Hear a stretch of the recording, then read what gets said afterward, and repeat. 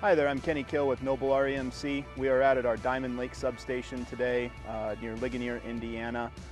We just finished completion of installing a new high voltage circuit breaker, which is the candlestick looking device that you see behind me. Previously we had what was called a grounding switch out here, which is kind of a nasty piece of equipment that we wouldn't install today. So to sort of make up for that and improve the condition of the substation a little bit, we had a project to install the circuit breaker behind me and sort of update lots of components in the rest of the substation. Basically how this works is if there's a problem that's in the substation itself, like a balloon or an animal is typically the problems that we would see. There are computer components that take information from the breaker and the transformer behind me and make decisions on whether or not to trip or protect the transformer in other ways.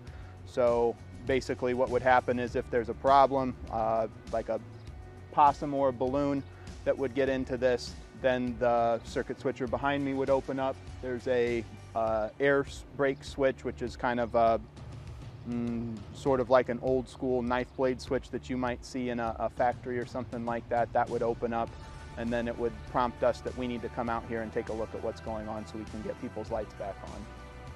One of the reasons, or the most important reason why this is important, is power transformers, which is this device behind me, or the single most expensive piece of equipment we have on our system. I think at the time when this was installed it was about $300,000, and this sub was built in the early 80s. Current prices for substation power transformers are well above $500,000, $750,000, and lead times are extremely long right now. A lot of times they are over a year, sometimes approaching 2 years to get a new one. So this is kind of our most important asset to protect, and this piece of equipment will allow us to better protect kind of the both the most expensive and one of the most important pieces of equipment we have on the system. We are in a period of substation upgrades right now. A lot of Noble REMC substations were built in the 80s. I believe, right off the top of my head, I can think of 4 or 5 substations that were initially built in the 80s.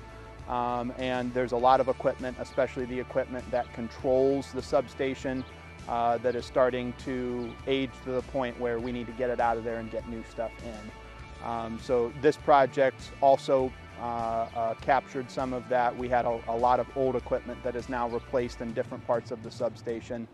But we are, this was the second substation where we're really focused on rebuilding, kind of remodeling an existing substation, and we plan on continuing that for probably the next 4 or 5 years with about 1 substation per year.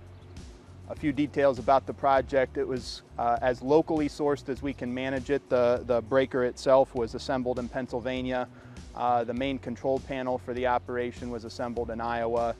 Strausser Bros out of Kendallville did the foundation and concrete work for the breaker. Alumalec out of Kendallville did structural modifications and sold us the insulators that we needed. And then Spectrum Engineering out of Auburn was sort of our consulting engineer who did drawings, testing, and a few other things like that to help us out. So we had help from people, especially local people, but most of the construction responsibilities were on us as Noble REMC, and we took care of that piece ourselves. When we took this substation out of service, and it was disconnected from its transmission feed for about 8 weeks. What we do is we transfer all of the circuits that are normally fed from this substation over to an adjacent substation. We're here on the northwest side of Diamond Lake right now. We have another substation, our Burnworth substation, that is on the southeast side of Diamond Lake. And when we take this out of service, we transfer all of the load and all the customers over to that substation. It was fun for me just to be able to have a month where I got to spend outside. The linemen enjoy this kind of work because it's a break from what they normally do. So it was sort of a the planning process, the getting all of the material that we need is kind of stressful, because you need to do a good job there and make sure that you are accounting for all the details. But once you get started, it's pretty fun, just because you're coming out every day and getting stuff done, and it's kind of a different piece of work than what we normally get to do. This is not something we do all that often, so that was a fun break.